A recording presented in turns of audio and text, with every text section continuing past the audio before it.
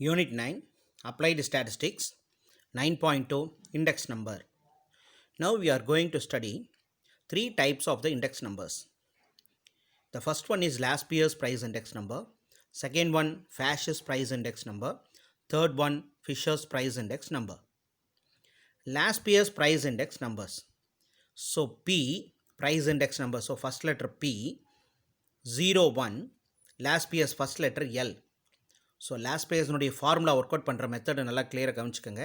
P01 L அப்படிங்கிறது இந்த லாஸ்ட் பேஸ்னுடைய ஃபஸ்ட் லெட்டர் மீன் பண்ணும், which is equal to sigma P1 Q0 divided by sigma P0 Q0 into 100.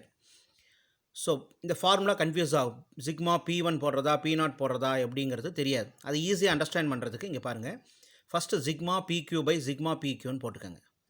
1000ங்கிற number ஞாபகம் வச்சுட்டா இந்த ஃபார்முலா ஈஸியாக போட்டுடலாம். 1000 என்ன அர்த்தம்னா 1000 1000 அந்த நம்பர் அப்படி இங்கே என்ட்ரி பண்ணிட்டு வாங்க. 1000 இன்ட்டு 100 பார்த்தீங்கன்னா தெரியும், sigma P1 Q0 by sigma P0 Q0 1000 into 100. So லாஸ்ட் இயர்ஸுக்கு 1000 அப்படிங்கிற நம்பர் ஞாபகம் வச்சுட்டா ஃபார்முலா கிடச்சிரும். நெக்ஸ்ட் ஃபேஷஸ் ப்ரைஸ் இண்டெக்ஸுக்கு P01, so P first letter இங்கே அப்ளை பண்ணுறோம், which is equal to sigma P1 Q1 by sigma P0 Q1 into 100.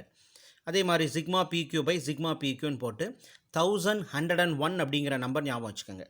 1101, அதாவது 1101 into 100. அப்போது லாஸ்ட் பியர்ஸுக்கு 1000 ஞாபகம் வச்சுக்கணும், ஃபேஷஸுக்கு 1101 1101 அப்படிங்கிற நம்பர் ஞாபகம் வச்சுட்டா இந்த ரெண்டு ஃபார்முலாவும் நம்ம ஈஸியாக அண்டர்ஸ்டாண்ட் பண்ணிக்க முடியும், மிஸ்டேக் இல்லாமல் நம்ம ஒர்க் அவுட் பண்ணிடலாம். Third one Fisher's price index.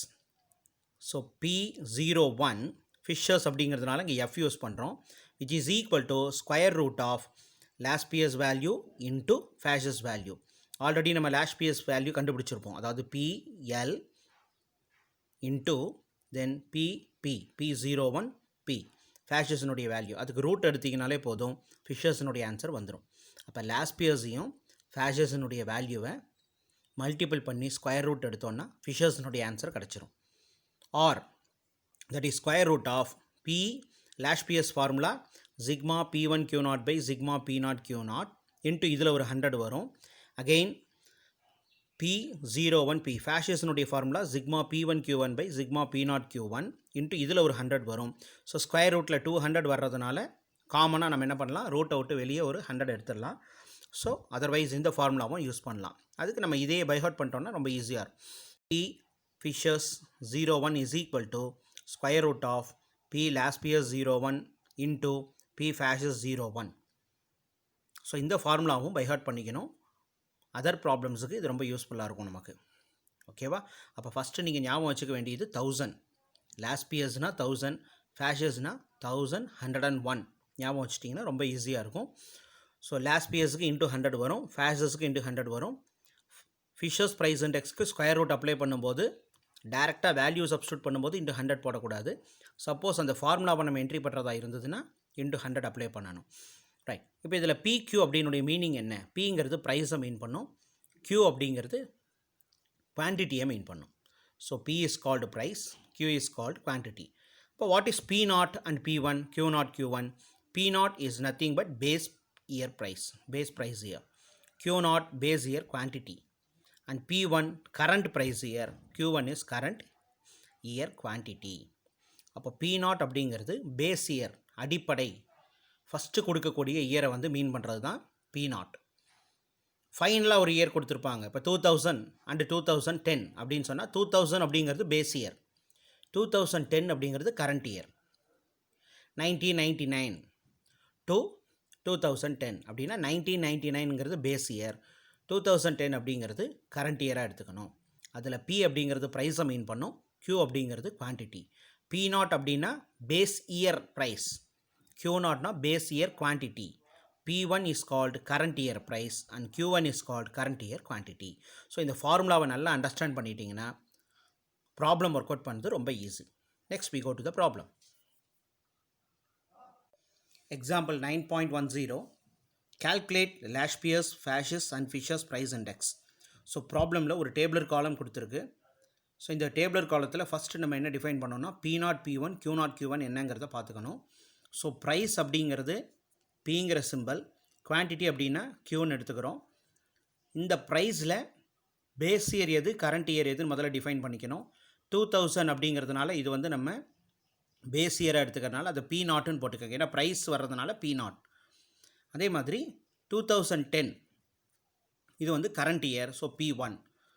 தென் குவான்டிட்டியில் 2000 பேஸ் இயருக்கு Q0, அதே மாதிரி கரண்ட் இயருக்கு Q1. இது ரொம்ப முக்கியம். ஸோ சம் ப்ராப்ளம்ஸில் பார்த்தீங்கன்னா இது ரெண்டும் மாறி இருக்கும். P0க்கு அப்புறம் சில நேரம் Q0 கூட வரும். ஸோ ரொம்ப கேர்ஃபுல்லாக ஒர்க் அவுட் பண்ணணும். நம்ம அப்படியே ஆர்டர் பண்ணி எழுதிடக்கூடாது. ப்ரைஸ் வர்ற இடத்துல கண்டிப்பாக Pங்கிற லெட்டர் தான் யூஸ் பண்ணணும். ஸோ ப்ரைஸ் அப்படின்னா P, ரெண்டுலேயும் P ஒர்க் அவுட் பண்ணியிருக்கீங்களான்னு பாருங்கள். ப்ரைஸில் தான் இந்த 2000 2010 கொடுத்துருக்கான். ஸோ இது P0, இது P1. P0 அப்படிங்கிறது பேஸ் இயர், P1 அப்படிங்கிறது கரண்ட் இயர். குவான்டிட்டியில் அதே மாதிரி ரெண்டுமே 2000 2010 குவான்டிட்டியில் தான் கொடுத்துருக்கு. ஸோ இது வந்து base year then current year. So solution. So இந்த ப்ராப்ளத்துக்கு நமக்கு ஃபார்முலா ஏற்கனவே தெரியும் லாஸ்ட் பிஎஸ்க்கு. அந்த ஃபார்முலா என்னென்ன வேணுமோ அந்த வேல்யூஸ் எல்லாம் நம்ம மல்டிபிள் பண்ணி ஆன்சர் கொண்டு வர போகிறோம்.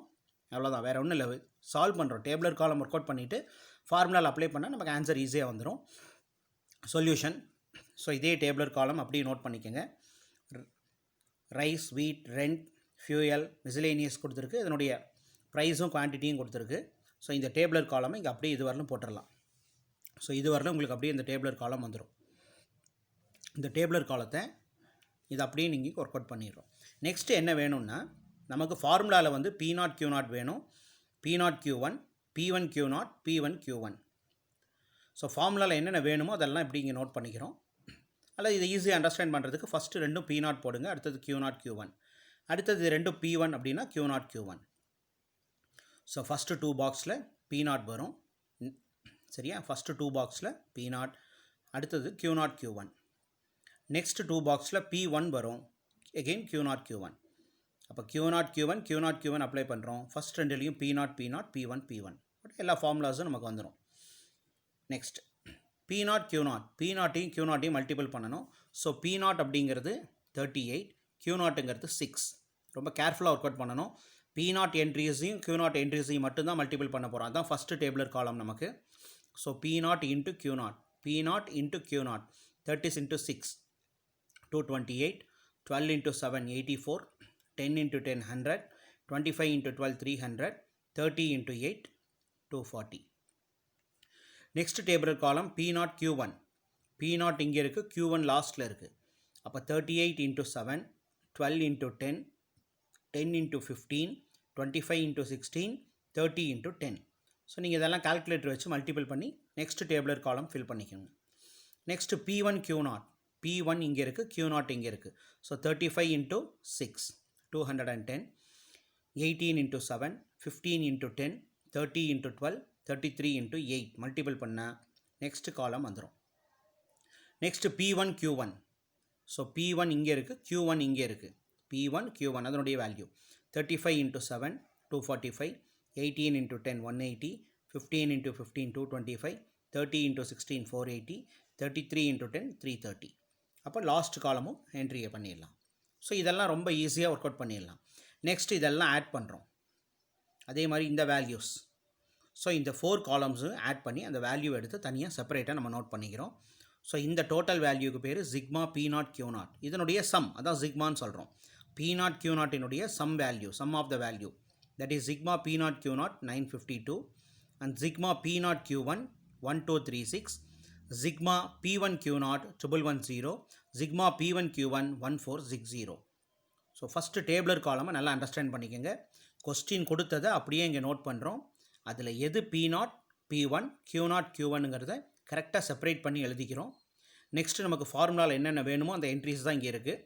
இதையும் நம்ம ஒரு ஆர்டராக ஞாபகம் வச்சுக்கணுன்னா first P0 Q0, P0 first table 2 காலமில் போட்டுக்கோங்க, Q0 Q1. நெக்ஸ்ட் காலம் ரெண்டுலேயும் P1 Q1 P1 P1 போடுங்க, Q0 Q1 போடுங்க. ரொம்ப easy. First 2 P0 2 P1, Q0 Q1 Q0 Q1 entry பண்ணிக்கலாம். இல்லைன்னா ஃபார்முலாவில் என்ன இருக்கோ அதை அப்படியே நீங்கள் என்ட்ரி பண்ணிக்கலாம். ஓகேவா? ஸோ இந்த வேல்யூஸ் எல்லாம் நம்ம டோட்டல் வேல்யூ ஃபைண்ட் அவுட் பண்ணுறோம். நெக்ஸ்ட்டு ஃபார்முலாவில் சப்ஸ்டியூட் பண்ண போகிறோம். So sigma P naught Q naught equal to 952. Sigma P naught Q1 1236. Sigma P1 Q naught equal to 1110. Sigma P1 Q1 equal to 1460. So இந்த entries தான் நமக்கு டேபிளர் காலமில் கிடச்சது. இப்போ நம்ம ஒவ்வொன்றா ஃபைண்ட் அவுட் பண்ணலாம். Laspeyres, then Paasche's, then Fisher's. So கவனிங்க அதை எப்படி ஒர்க் அவுட் பண்ணுறதுன்னு பார்க்கலாம். So first one Laspeyres price index numbers P01 லேஷ் பியர்ஸ்னால L. ஸோ இந்த ஃபார்முலா ஒர்க் அவுட் பண்ணுற மெத்தட் சொல்லியிருக்கேன். 1000 அப்படின்னு யூஸ் பண்ணிக்கங்கன்னு சொல்லியிருக்கேன்.